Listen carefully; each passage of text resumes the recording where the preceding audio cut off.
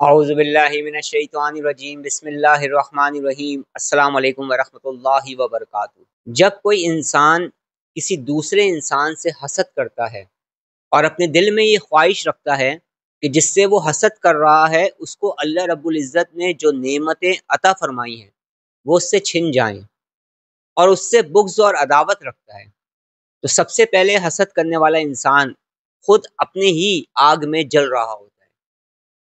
और हसद करने वाला इंसान ये समझ नहीं पाता तो जो हसद कर रहा है उसके दुनियावी नुकसानात तो उसकी ज़िंदगी में आने वाले हैं, मगर अल्लाह रब्बुल इज़्ज़त को भी वो नाराज़ कर रहा है।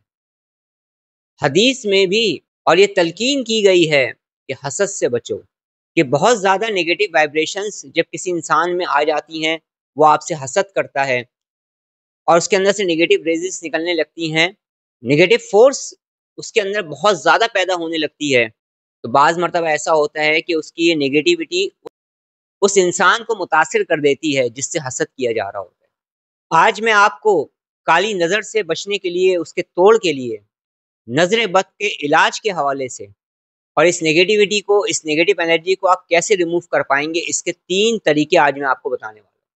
इन तीनों तरीकों पर अमल करना आपके लिए आसान होगा, जिसमें एक तरीका आईने के सामने खड़े होकर एक अमल का भी है, यानी शीशे के सामने खड़े होकर एक अमल का भी है।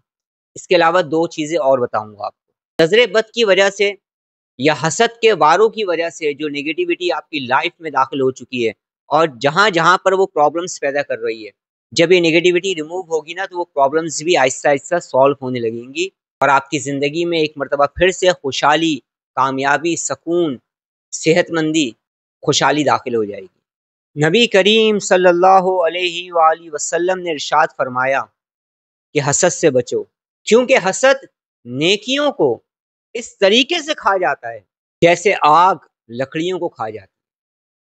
हसद करने वाला इंसान ये चाहता है कि सामने वाले को जो भी खुशी मिल रही है, जो भी कामयाबी मिल रही है, जो भी नेमतें उसको अता हो रही हैं, वो जिन जिन चीज़ों से हसद करता है वो चाहता है कि ये चीज़ें उससे छिन जाएं। अल्लाह रब्बुल इज़्ज़त हमें हसद से महफूज फरमाए, आमीन। सबसे पहली बात जो मैं करूँगा तरीके इलाज में, वो ये है कि आप थोड़ा सा गोश्त ले लें, थोड़ा सा गोश्त ले लें हस्बे तौफीक, और ये गोश्त आप कोई सा भी ले सकते हैं, इसमें कोई पाबंदी नहीं है।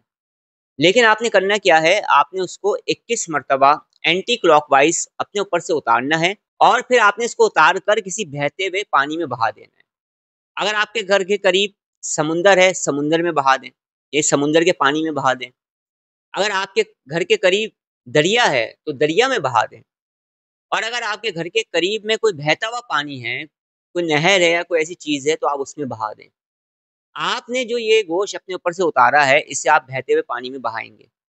इब्तदाई तौर पर कोशिश करें कि हफ्ते में 2 दिन आप ऐसा कर पाएँ, और अगर आप 2 दिन ना कर पाएँ तो कम से कम हफ्ते में 1 दिन ज़रूर मुकर्रर करें। तरीके तोड़ के और इलाज के मैं आपको बता रहा हूँ, इससे हर तरह की नेगेटिविटी भी रिमूव होगी। अगर आपके साथ किसी भी तरह की कोई बंदिश है, कोई अमल हुआ है, कोई नेगेटिव एनर्जी है, कोई नेगेटिव फ़ोर्स है, चाहे वो किसी भी किस्म की हो, तो वो भी रिमूव होगी। दूसरी बात, इशा की नमाज़ के बाद या फजर की नमाज़ के बाद या 2 टाइम इब्तदाई 21 दिनों में आपने क्या करना है, कोशिश करनी है 2 नमाज़ों के बाद आप ये पढ़ लें। उसके बाद मैं फिर आईने वाला और शीशे वाला अमल बताऊँगा। तो 2 नमाज़ों के बाद जो आपने पढ़ना है, वो अव्वल आखिर दुरूद पाक के साथ पढ़ना है और उससे पहले अपना बदनी हिसार करना है। उसके बाद जो बता रहा हूँ उसे आप पढ़ सकते हैं। अव्वल आखिर आप दुरूद पाक पढ़ें। सबसे पहले आप 11 मरतबा सूरह कलम की आखिरी 2 आयत को पढ़ेंगे। उसके बाद 7 मरतबा सूरह बकरा की आखिरी 2 आयत को पढ़ेंगे। फिर 3 मरतबा सूरह फलक, सूरह नास को पढ़ेंगे। फिर 3 मरतबा आयतुल कुर्सी को पढ़ेंगे और उसके बाद 40 मरतबा या लतीफ़ हो, या हफ़ीज़ हो, या रकीब हो, या फ़त्ताह हो, इसे पढ़ने के बाद दुरूद पाक पढ़ें और खुद पर दम कर लें और पानी की एक बोतल पे दम कर लें। तीसरा अमल जो मैं आपको बता रहा हूँ, वो दिन में आप किसी वक़्त भी कर सकते हैं। वो आपने शीशे के सामने खड़े होकर करना है या फिर आईने के सामने बैठकर करना है। आप खड़े होकर भी कर सकते हैं, आप बैठकर भी कर सकते हैं, जिस तरह से आप कंफर्टेबल हों।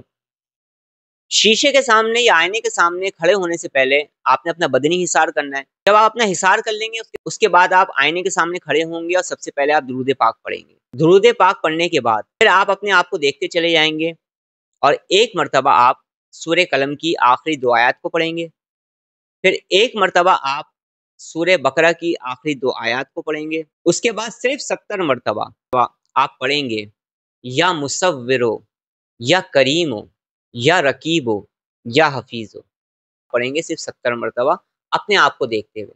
اور جب آپ یہ کام کر رہے ہوں گے نا تو اپنے مقصد کو آپ نے دل میں رکھنا ہے، جو بھی آپ کا مقصد ہے، جو بھی آپ کی پرابلم ہے کہ میری وہ پرابلم سالو ہو رہی ہے، اس عمل کو بھی آپ جاری رکھیں 21 ڈیز تک۔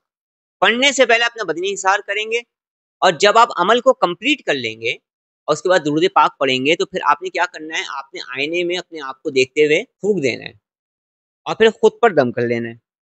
جب آپ کا عمل کمپلیٹ ہو جائے گا پھر آپ درود پاک پڑھیں گے۔ عمل میں نے آپ کو جو بتائے ہیں، آپ نے کچھ عرصے عمل کر لیا تو آپ دیکھیں گے کہ ہر طرح کی نظر بد کے اثرات بھی ختم ہوں گے، اس کے علاوہ دیگر نیگیٹیوٹی جو انسان کو محسوس ہوتی ہے یا کسی بھی طرح کی کوئی بھی نیگیٹیوٹی آپ کی لائف میں ہو وہ ریموو ہونا شروع ہو جائے گی انشاءاللہ تعالی۔ آج جو عمل بتایا اس پر عمل کریں، اپنی دعا میں یاد رکھیں۔ السلام علیکم ورحمۃ اللہ وبرکاتہ۔